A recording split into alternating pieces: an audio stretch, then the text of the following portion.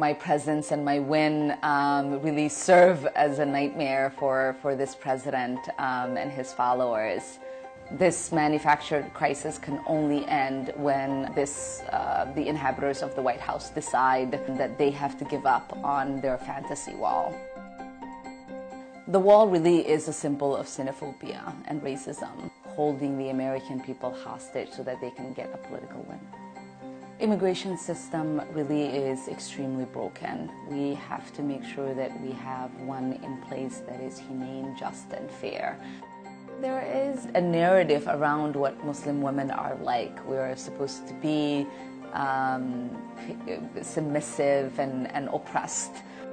We have made the impossible possible by getting here. Impeachment for this president, I believe, is inevitable.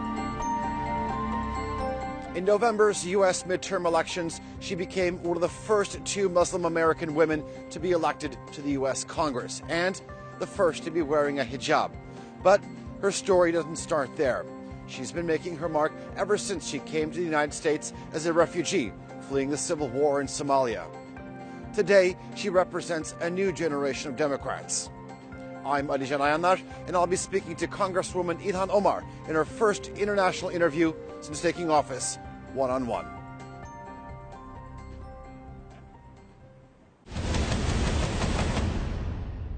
My first question to you, this current government shutdown, the longest in American history, what are politicians like yourself planning on doing to get the government running again?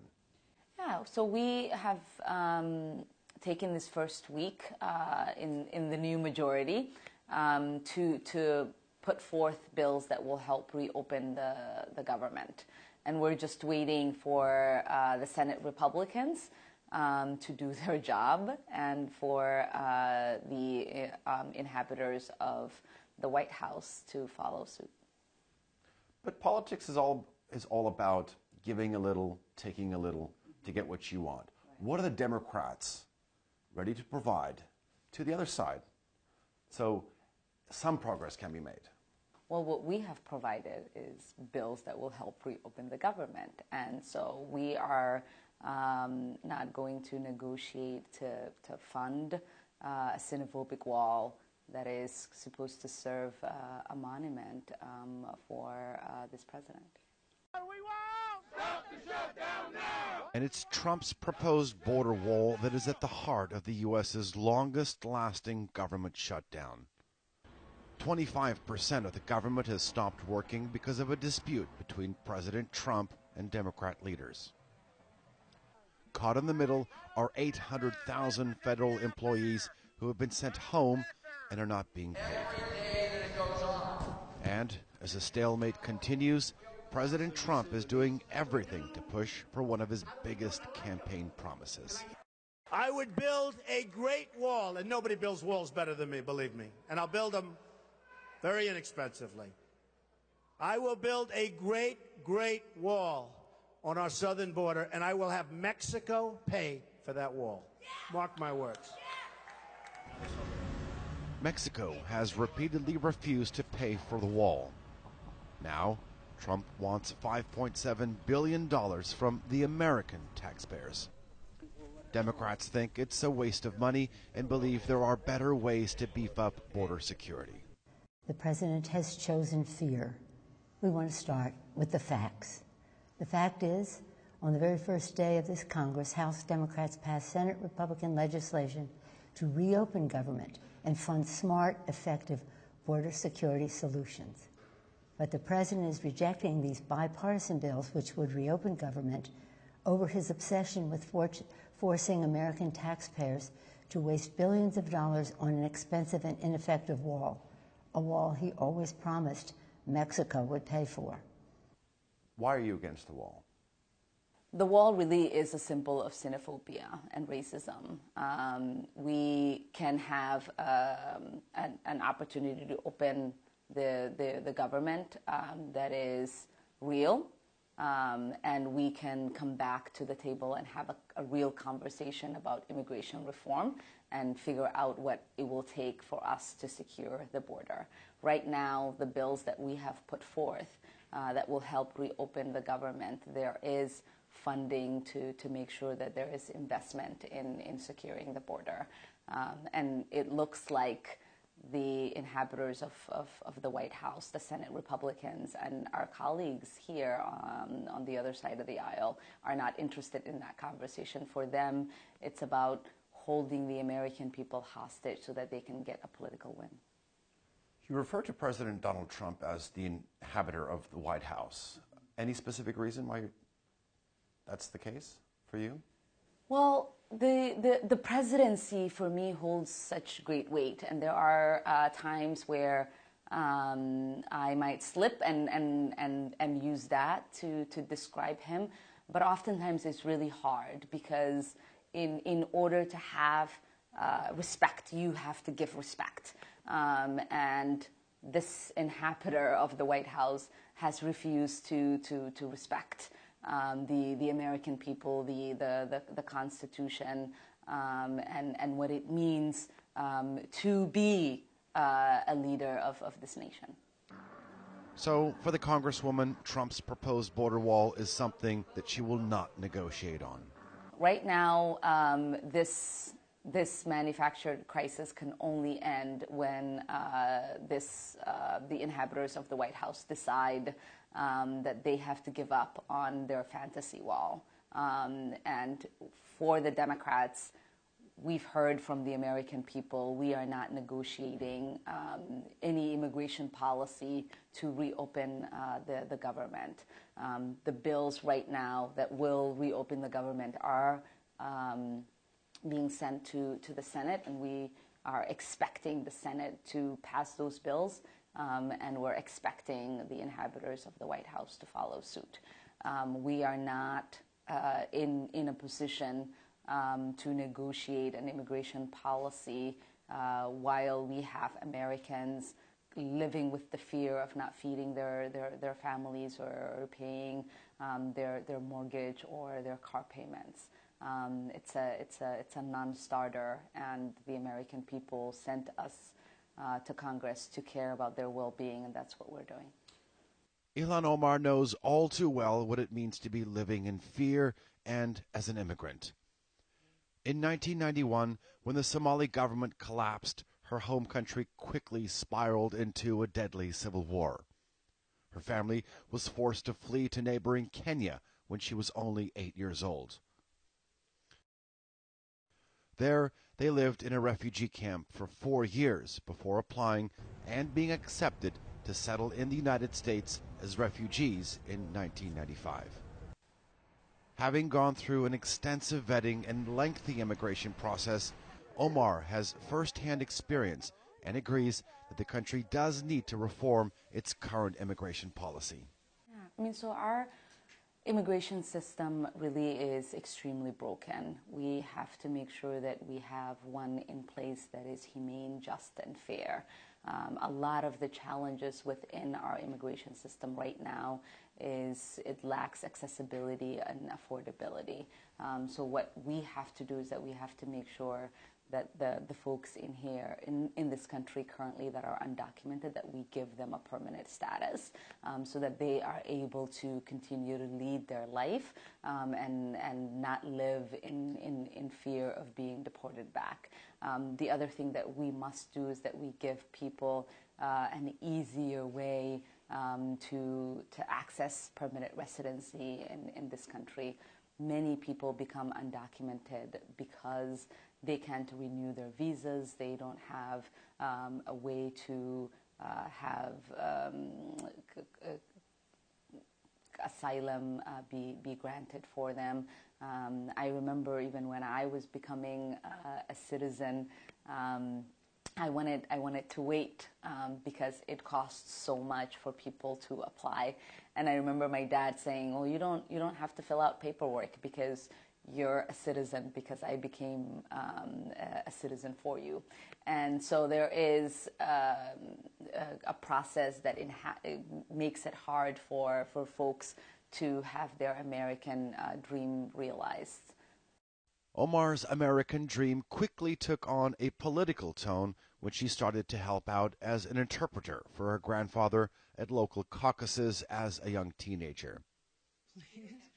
She continued to climb the steps of politics by taking on roles in various campaigns. And in 2016, she decided to take her political career to the next level.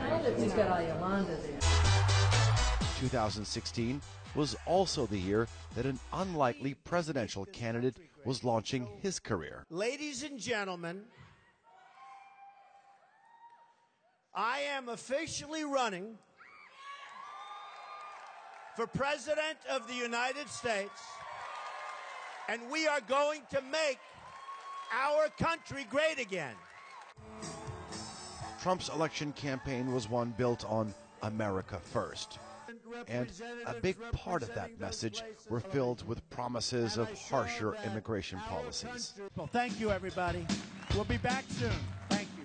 2 years ago, when President Trump was still on his campaign trail in Omar's home state of Minnesota, he rallied his supporters to that tune. How stupid are our leaders? How stupid are they to allow this to happen? Here in Minnesota, you've seen firsthand the problems caused with faulty refugee vetting, with large numbers of Somali refugees coming into your state without your knowledge, without your support or approval, and with some of them then joining ISIS and spreading their extremist views all over our country and all over the world. Minnesota has the nation's largest Somali community, and Trump's comments weren't received well in some parts of the state. Trump lost the state, but he won the White House. November 8th, 2016 marked an important milestone for Omar. She had run on the Democratic Farmer-Labor ticket for the Minnesota House of Representatives. And she won the election, becoming the first Somali-American legislator in the United States. It's kind of interesting. As I got sworn in on Tuesday, some people were making comments about the fact that I was getting sworn in on a Quran, and they forget that this country we live in, a lot of people came because of religious freedom. There isn't one particular religion that is supposed to govern it. And when we say in God we trust, there isn't a particular God we point to. Well, what my reality and my victory does, I think, for a lot of people is that it says that things are possible. You know, it gives them hope. It inspires them to work harder, to continue dreaming, and to keep believing that things will get better. Seeing a deeply divided country, Omar made an even bigger political move and decided to run for Minnesota's seat in the U.S. House of Representatives. She quickly caught the attention of the nation, appearing alongside A-list celebrities. And on the cover of Time magazine. She won with more than three-quarters of the vote, becoming the first Somali American elected to the U.S. Congress, the first Muslim former refugee to be elected to the House, the first woman of color to serve as a U.S. representative from Minnesota, and, alongside former Michigan State Representative Rashida Tlaib, one of the first Muslim women elected to the U.S. Congress. We're going to Washington, everyone! And in an added twist of fate, to begin her term as a U.S. Congresswoman, Ilhan Omar flew to the same airport she arrived 23 years ago as a refugee fleeing the war in Somalia. She was sworn into office using the Quran of her late grandfather, who helped raise her. Your election to the U.S. House of Representatives, not only that, but also before that, do you feel that you are played an important role in breaking down the stereotype of the Muslim woman being silent? Yeah, I mean, there is, you know, a narrative around what Muslim women are like. We are supposed to be submissive and oppressed. and it is really glorious for two bold and apologetic Muslim women to now represent the people here in the United States. Oftentimes you can try to have a conversation about those kind of things and tell people, like, that's not what I am, that's not how I think of myself. But sometimes a picture speaks louder than words, and I think our visibility here in itself serves as a counter-narrative to everything that has been said about us. Ilhan Omar is part of an extraordinarily diverse class of representatives. A sentiment that was shared by the most senior Democrat in the House. So yesterday we made history, again, swearing in this transformative freshman class. When they took the oath, they made a difference. She joins the other 101 women in the House of Representatives. Women had never before held more than 84 of the 435 seats there. With such an emboldened group of lawmakers, Omar says she is ambitious to get the ball rolling. Our priority is to establish the people's agenda. For me, as a representative to one of the youngest districts in this country, is to make sure that we are putting forth an education policy that frees students from the shackles of debt, that we are funding infrastructure and emphasizing 21st century infrastructure and expanding broadband. That's one of the top priorities for my state. It looks like working on a humane immigration policy and really dealing with this climate crisis that we are having. My oldest daughter just wrote a speech that she presented to our new governor in Minnesota, where she talks about this crisis that would lead possibly to the end of our existence by 2030, and she told him how her baby sister, who's 6 right now, is supposed to turn 18, and she wants to make sure that there is life for her to lead. And we must create investments today to make sure that we have a future preserved for them. That's a very hopeful and pleasant picture to look at in terms of the future of this country. Do you think that's possible to achieve this in this political environment? I mean, we have made the impossible possible by getting here. So I believe we can do the work in making sure that our agenda is established here. One agenda that doesn't overlap with the president's is the so-called Muslim travel ban. It indefinitely suspends the entry of people from 5 Muslim-majority countries, including her home country of Somalia. It's not a Muslim ban, but we're totally prepared. It's working out very nicely. You see it at the airports. You see it all over. It's working out very nicely. And we're going to have a very, very strict ban, and we're going to have extreme vetting, which we should have had in this country for many years. Thank you, everybody. No ban, no wall! No ban, no wall! The United States Supreme Court upheld the president's ban, delivering him a political victory and an endorsement of his power to control immigration at a time of political upheaval. Now you represent, or you are, a lot of things that President Trump at one point or another has made some very disrespectful comments. You are a woman. You are a Muslim. You are a former refugee.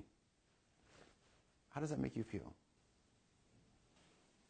I mean, it's sort of exciting that I think my presence and my win really serve as a nightmare for this president and his followers.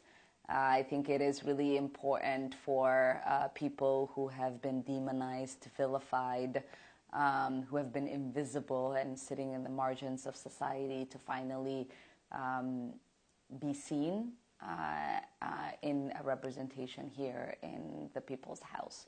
And so I get really excited about the prospect of so many young people feeling like they themselves are part of this government, and they themselves are capable of creating positive change in their country. In one of your previous interviews, you talked about something from your culture, your heritage, and possibly even your family, that if you invite your family into an enemy into your house, you can sit down and have coffee with them, and actually you can start to come together. If you had the chance to have coffee with President Trump, what would that conversation be like? That conversation would have a couple of components. One of the first ones would be to kind of awaken him from this silliness that he has created around him. He needs to realize that that it is an honor and a privilege to represent the people of the United States, and people are looking to make sure that the respect and the honor of that office stays intact. And I would plead with him to uphold that. And second, part of that conversation would be for us to really talk about some of the things that he has said about people who come from countries like mine, and to have a really an honest conversation about his deep-rooted racism and xenophobic tendencies. President Trump's alleged racism hit the headlines, with the Washington Post reporting that he used an expletive to describe African countries during an Oval Office immigration meeting. It's clear that Ilhan Omar has had to overcome many obstacles in her life. And as much as she serves as an inspiration for millions of Americans, she has also made some controversial comments and picked up enemies as a result. In 2012, she tweeted, "Israel has hypnotized the world. May Allah awaken the people and help them see the evil doings of Israel." These days, her stance seems to be more in line with most of the international community when it comes to the Israeli-Palestinian conflict. Are you a supporter of a two-state solution?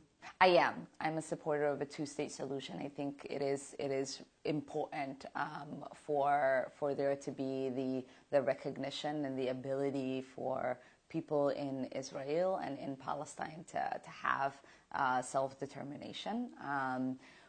But what I have always emphasized on is that we must have accountability for the detrimental policies that are coming out of Israel at the moment, and we have to make sure that there is accountability to the oppression that they're causing. And how are you going to make that happen?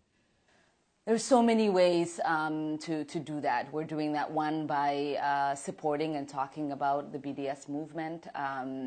There are opportunities to make sure that there is accountability in regards of votes that might come up. You know, there's a visual and vocal representation and advocacy that we can do. But now that we are policymakers, there are some ways that we can impact the policies that the United States has with the Middle East. One final question, I do.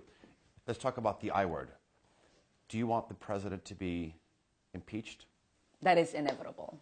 Impeachment for this president, I believe, is inevitable. And this is an agenda that you're willing to push straight off the bat, right off the bat?